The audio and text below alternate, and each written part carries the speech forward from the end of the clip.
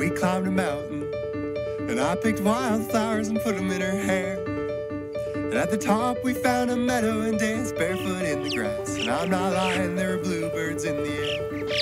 It was a long one, and there's a time or two we felt like giving up.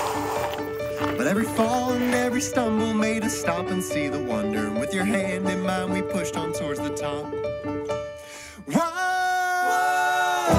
do people climb mountains? Is it just to reach the top and see the view? Well, I tell you something. Every rock and every river, every soar and every splitter, I would climb every mountain with you.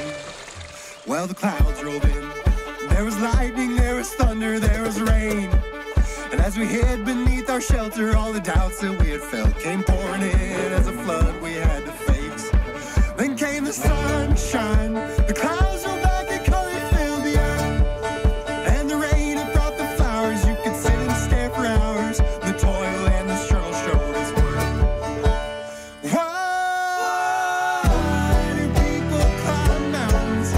Is it just to reach the top and see the view? Well, I